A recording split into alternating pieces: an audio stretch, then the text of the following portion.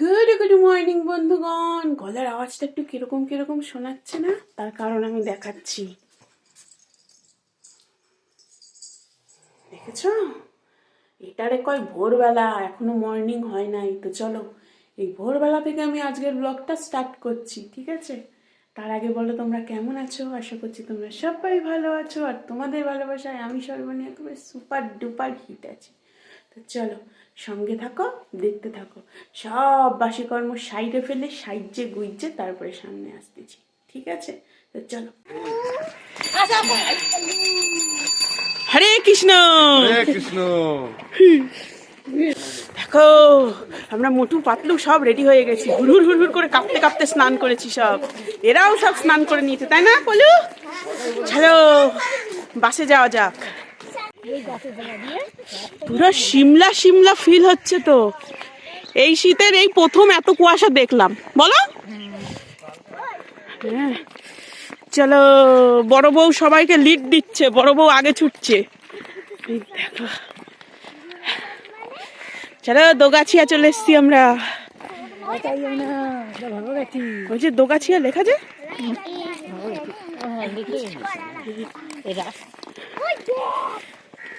বাসে উঠে পড়েছি, উঠেই একেবারে সিট দখল করে নিয়েছি। আর দেখেছো ঝনঝনে বাস, মানে রোড সাইড বাস। এই বাসে করে অতক্ষণ যাবো কি করে তাই ভাবছি। বেশ ফাঁকা ফাঁকাই রয়েছে।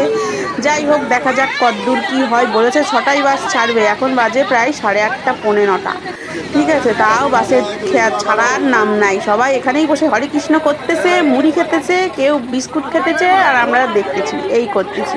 আমি তো ভেবেছিলাম যে মাত্র 2-2.5 ঘন্টার পর 6টায় যদি বাস ছাড়ে আমরা চলে যাবো। যাই হোক, হরে কৃষ্ণ, বাসটা ছেড়েছে। আর দেখো ভিড় দেখেছো, গরু ছাগলের মতন নিয়ে যাচ্ছে। তো তোমাদের বলে রাখি, 500 টাকা করে আমাদের কাছ থেকে নিয়েছে, ঠিক আছে?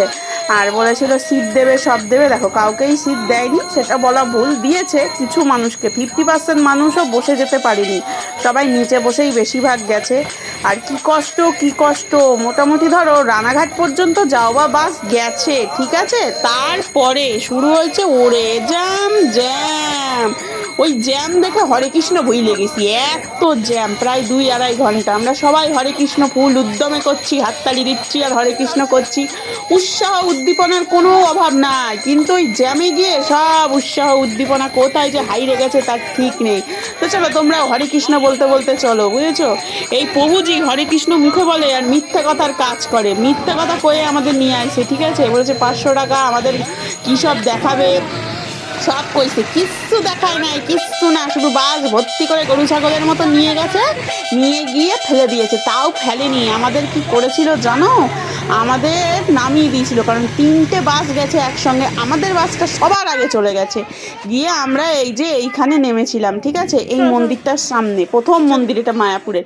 এবার নেমে কিছু কেনাকাটাও করলাম, যে না, 2টো বাস আসুক, ততক্ষণে না হয় আমরা কিছু কিনি। এখানে হালকা হালকা ভিড় আছে, এমনিতেই অকেশনের টাইম, 24শে ডিসেম্বর বলে কথা, প্রচুর ভিড় হবে। যা কেনাকাটার এখান থেকে না হয় হালকা হালকায় কিনে নিয়ে তারপরে দর্শন করব। যাই হোক, দিদি এই ফটো ফ্রেম নিয়েছে 10টা, আমি নিয়েছি একটা, তুলসীর মালা 2টো নিয়েছি, চন্দন কাঠ নিয়েছি, আমার মেয়ের একটা ফোল্ডিং ফটো নিয়েছে, ও তো জানোই কৃষ্ণ ঠাকুরের বড় ফ্যান। তো যাই হোক, এই কিনতে কিনতে 2টো বাস চলে এসছে, আর আমাদের ফেইলে রেখে চলে গেছে, জানো? 2-2.5 কিলোমিটার আমরা প্রায় হন্টনে গেছি। হ্যাঁ, বলতে পারো যে কেন আমরা নিইনি, টোটো নিইনি। তার কারণ কোথায় গাড়ি রেখেছে বুঝবো কি করে, এর জন্য টোটোও আমরা নিইনি, যে হাঁটতে হাঁটতে খুঁজতে খুঁজতে চলে যাবো, এরকম একটা ভাব ছিল। ওরে হন্টন হন্টন হন্টন করে মায়াপুরে যাও বা পৌঁছে কাউকে আর খুঁজে পাই না। কি অবস্থা, খুঁজতেই 2-2.5 ঘন্টা। তারপরে চোখে পড়েছে এই ভিড়। এই লাইনটা ছিল 40 টাকার কুপনের লাইন, ঠিক আছে? তো বসে পড়েছি আমরা, কিন্তু কুপন কাটিনি, কুপন কেটেছে ওই প্রভু। যেহেতু 500 টাকা প্যাকেজের মধ্যে 2বার খাওয়া ছিল, যাই হোক, একবার খাওয়াই আমাদের দর্শন পেতে এই 4-4:30 বেজে গেছে লাইনে দাঁড়িয়ে। ঠাকুর কিন্তু এখনো দর্শন হয়নি, তার আগে পেট পুজো করতে চলে এসেছি।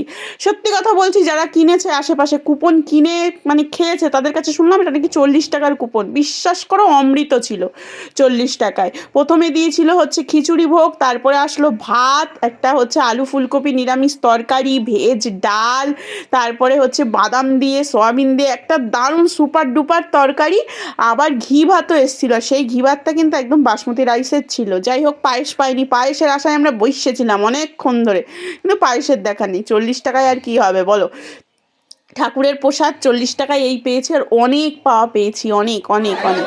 তো যাই হোক বেরিয়েই হাতির দর্শন করে নিলাম, হাতির পশ্চাৎ দেশ, তোমরাও একটু দর্শন করে নাও। ততক্ষণে প্রভুকে ফোন করছি আমরা, প্রভু কোথায়, ঠাকুর দেখবো তো, পরিক্রমণ করবো তো, গীতা পাঠ হবে শুনলাম, সেই সব করবো তো, কিন্তু ঠাকুরের আর দেখা নেই, প্রভু কোথায় ঘুরে বেড়াচ্ছে।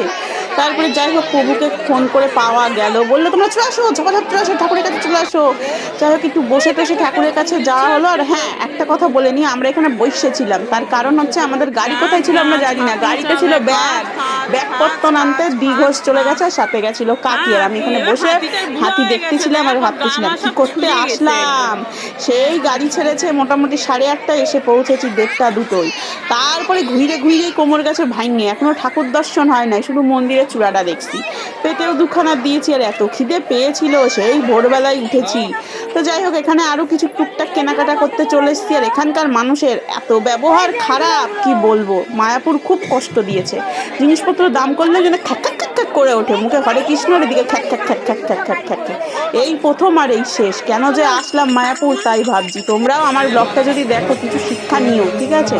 তো চলো এবার মেন মন্দিরের কাছে, প্রভু আসতে বলেছে, চলে এসেছি। আমাদের তার প্রভুর দেখা নেই, নিজেরাই নিজেদের গাইড হয়ে ঘুরে বেড়াচ্ছি, শুধু মুখে বলেছে মন্দিরের দিকে চলে আসো। যাই হোক মন্দিরে গেছি, ওখানে তোর ক্যামেরা অ্যালাউ নেই, একদম সামনে থেকে ঠাকুর দেখেছি। ঠাকুর দেখে কীর্তন করে নাচ করে খুব আনন্দ করেছি, কিন্তু ডি ঘোষের দর্শন করা হয়নি, কারণ এই যে ব্যাগপত্র চটিকে পাহারা দেবে, চটি পাহারা দিতেই হয়ে গেছে। তো যাই হোক ফিরে এসছি আমরা, যাও বা দেখেছি দর্শন করেছি, বাকিরা কিন্তু সেভাবে দর্শন করতে পারেনি। এইটা হয়তো ভগবান আমাদের কপালে ছিল, ওদের শুধু গোশালা গরু দেখিয়ে ব্যাস গরু বানিয়ে ছেড়ে দিয়েছে। তো যাই হোক ফিরেই দেখলাম একখানা পার্সেল, আর আমার হার্বাল লাইফের পার্সেল, একটু ভিডিও করেছিলাম, কারণ এত বড় বাক্সের মধ্যে মাত্র ছোট দুটো জিনিস অর্ডার দিয়েছিলাম, কি আছে দেখার একটা ইন্টারেস্ট ছিল। যাই হোক এটাও তোমাদের দেখিয়ে দিলাম। তো তোমাদের সবই বললাম, আর ভিডিওটা বেশি বাড়াচ্ছি না, এইটুকুই ভিডিওটা রাখছি। আর কি দেখাবো বলো, আর কেনাকাটা তো বলেই দিলাম, দুটো চন্দন কিনেছি, আর হচ্ছে ওই দুটো তুলসীর মালা, দুটো ফটো ফ্রেম, ব্যাস। ইচ্ছে ছিল গোপী ড্রেস কেনার, ছোট্টবেলার থেকে ইচ্ছে ছিল, সেটা আর কেনা হয়নি। একদম নদিয়ার মেয়ে তো আমি, সবাইকে দেখতাম পড়তে। যাই হোক এই 24 পরগনায় এসেও পড়তে পারলাম না।